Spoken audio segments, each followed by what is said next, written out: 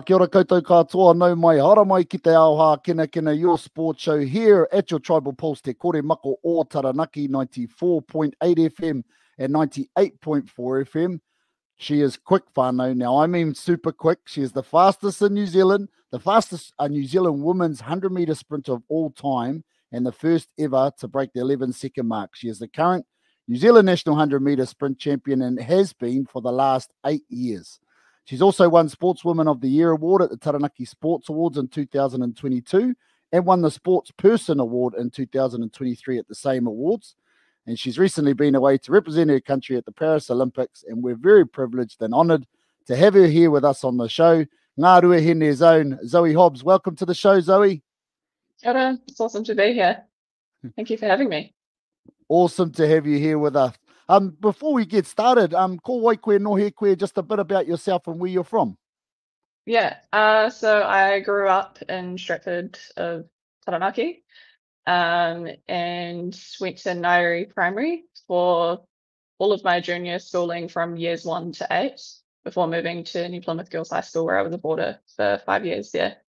Very sporty kid growing up, did pretty much every sport under the sun. Athletics being one of the main ones, especially as a summer sport. And I guess that kind of evolved into me taking that on full time once I left Taranaki, moving to Auckland. Awesome. So where did the love and passion for athletics kind of start? What got you into it? Yeah, so I started athletics at the age of 5. My parents took my brother and I along to Altham Athletics. Apparently the first night that we went, there was ribbons available. So every kid that ran got a ribbon and we loved it. So we actually started at Stratford before moving to Altham, but Altham was my first club that I'd gone to. And it was just an awesome community and some great parents and kids at the club. So yeah, we loved it since going there. And it was always a summer sport for us, from the age of 5 for me, all the way through to the age of 14 at that club. So yeah, just loved the Thursday night club nights that we did and being able to give everything a go. I wasn't just a sprinter back then. I did everything, as you do as a kid. You give a bit of throwing and jumping a go as well. So it was all fun. So you mentioned you tried everything. Did you always have a love for athletics as a kid, or was there any other sports that you actually played when you were younger? Yeah, I did all sorts of sports. My first winter sport was hockey before I could do netball, because back then I couldn't start netball until the age of 7. So I did hockey, then netball, did a lot of basketball growing up, even into high school. Did volleyball, gymnastics, tennis, swimming. I'm not sure if surf lifesaving even for beach sprinting. But these were obviously across different time spans, different ages and different seasons. So that's how I managed to fit it all in. But there was quite a few different sports that I gave a go before doing athletics full time. Awesome. And how do you think, coming from a small and simple country life and upbringing, how do you think that has helped with your sporting success? I think it's helped massively. Like growing up in a small rural town, we used to play against and versus all of the small rural schools around Taranaki. So that was a great way to be put up against people. And I think just growing up with a rural lifestyle, you're already very active. So we were outside every day playing in the playground. Everyone seemed to be quite sporty. So I think that helped with the sporting aspect of things. And just taught us to be outside all the time, which is great. I'm very lucky for the upbringing that I had, and it allowed me to do lots of different sports, just being able to commute to different places and get it all done. So very thankful for where I grew up. Totally agree. I love being brought up in Taranaki also. So growing up in Taranaki, was athletics something that was quite strong locally, or did you need to kind of go outside the region? Yeah, we had ribbon days every Sunday in the summer, which was a cool little competition that we'd do against all of the clubs around Taranaki. So that was an awesome little thing that they did. Did that pretty much every Sunday. And then we did Taranaki Champs, which was another cool little athletics event that we did, organised with all of the Taranaki clubs. And the competition was great, I think, in Taranaki, but we wanted to compete more nationally, I guess. There was a Colgate Games opportunity to go and compete against clubs across the rest of New Zealand. That's a great one to get into if you're wanting to step up the competition. And that was, I guess, my first stepping stone to more exposure to more competition nationally. Awesome. Now you mentioned the Eltham Athletics Club. Now the Eltham's only a little place. So what kind of impact did that little club have on you? And do you still keep in touch with all the people from that club? Yeah, so Eltham Athletics was the best start, I think, to my athletics journey. And it was a club that offered all of the events for us to give a go.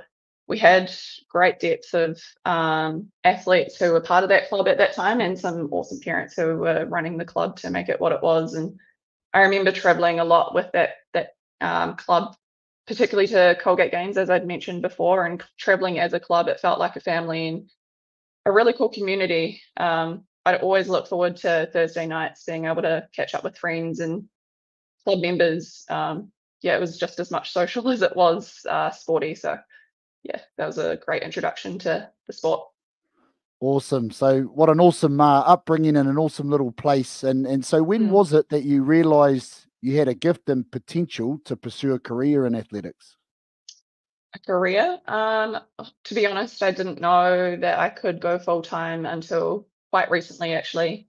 I'd always just done sport because I loved it. For me, it was always, well, growing up, I didn't see anyone before me who made this full time, but particularly as a sprinter in New Zealand. So for me, it was always going to be a pathway that I was going to do alongside work, or getting a university degree and working alongside doing sport, which I'd done for a long time. And it wasn't until last year that I actually made this full time and made this my career. So that's super rewarding. But I guess in terms of seeing early potential, it was from quite a young age that it was evident that I had a gift or a talent in sprinting, but never quite knew that I would make it to the level that I have. I guess it's just taken years of commitment and dedication to the sport to get to where I am. No, most definitely, most definitely. So once you started heading towards that professional realm, what were the kind of changes and adjustments that you needed to make to really progress in the sport, early in your career? Yeah. Yes, I moved to Auckland in 2016 post high school, and I joined a group up here in Auckland, and pretty much from there, that's when it started to, I guess from there, started to get quite serious. That was the only sport that I was pursuing at that point. And like, I was spending a large portion of my time doing athletics. And once I moved away from home, that's when I started to make athletics my priority over and above university. It was as if university was piecing around the athletic side of things. It wasn't athletics piecing around university. So I did make that my number one priority every day. Training was my priority. So I had to make quite a few sacrifices in the early years to be able to get to where I am.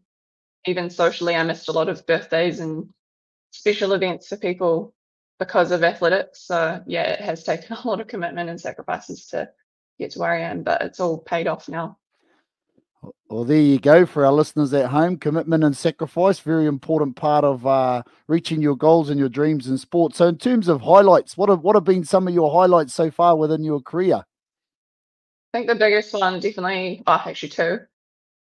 Running at the Olympic Games, that's something that I dreamt of from a very young age. And then secondly, running sub 11 seconds. It's just that iconic time mark that every sprinter tries to get to as a woman. So to break that, I was pretty shocked when it happened. I'd just come back from a hamstring injury and wasn't expecting to run anything near that time. So for it to happen like it did, it was pretty shocking. And yeah, I guess that was the moment last year that kind of catapulted my career, and really sprung me into the start of becoming full time in the sport. So that was an awesome moment. And yeah, obviously the Paris Olympics were unreal. Yeah, as I mentioned, something that I've been working for my whole life, for that 11-second moment, 5 minutes out there, but the stand was incredible and packed. So yeah, amazing moment. Wow, what an awesome couple of memories there for sure. So obviously you mentioned Paris, but now I know you've travelled to all four corners of the globe. Where are some special places that you've travelled to and really enjoyed? Is this for the purposes of training or for It can be whatever you like, sightseeing as Um, well. I think Paris was a cool one because we were there for, well, I was there for at least about 2 weeks. And I think being the place where my first Olympics was, getting time after the event as well to actually look around. The thing is, when you go to all of these amazing places, you don't actually get a lot of time to relax and sightsee because you've got performance front of mind, and that takes priority over and above everything. I'd actually been to Paris previously for a Diamond League, and I was there for 2 or 3 days before I started competing, but I couldn't go and sightsee. It was the first time I'd been to Paris, and people go to Paris and they want to go and look at all the sites and see everything, but I had to sit in my hotel room for 2 days before competition because there was a heat wave, and for me to walk around 2 days before competition in the heat wasn't going to be great for performance. So yeah, this time to actually be there post event, enjoying the awesome city and being able to see all the sports and athletes was incredible. Awesome. So you mentioned Paris there. So how did it feel to represent your country on such a big stage like that? It must have been amazing. Yeah, it was a huge honor to be able to do that. And yeah, I think to be one of few people who get that opportunity, and considering it's been the 70s since we've had a sprinter, it felt super special to have that privilege to put the fern on and race in that event. So yeah, it's something that I've worked for my whole life to get there. So yeah, a huge honor, and yeah, it feels like a huge privilege. Awesome. Now, if there was one piece of advice you would give an aspiring young athlete, whether that be, in athletics or any other sports, wanting to pursue a career, what would that be? What would that advice be? To keep going, stay committed, keep working hard. You're going to have failure along the way. I've had failure along the way, but it's never a perfect journey. Just keep working hard and stay committed, and you'll get there. Awesome. So what's next for Zoe Hobbs? What does the future look like for you? I've got nothing on the horizon before Christmas. I'm just here in Auckland training and building back into training. This is only my second week back after having a little break after the Olympics.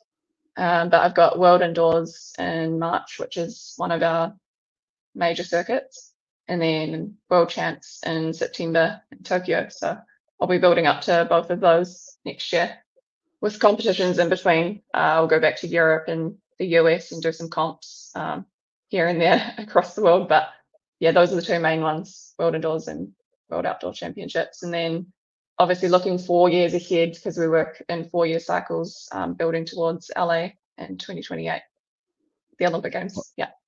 Wow, awesome. I remember watching a video, I think it was on YouTube, of Usain Bolt, where you work 4 years of hard work, 4 years of hard work for about 10 or 11 seconds running. It's pretty amazing, eh?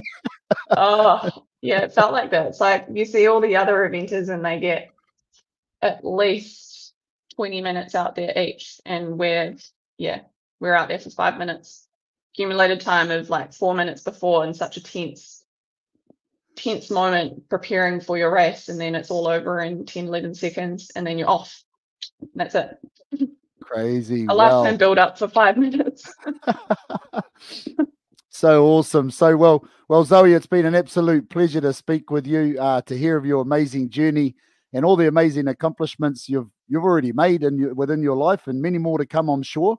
So on behalf of all of us here in Taranaki, we're so inspired by you and all that you do and all that you continue to achieve. Our province is very proud. All the very best for the next part of your journey, and we look forward to catching up sometime soon in the near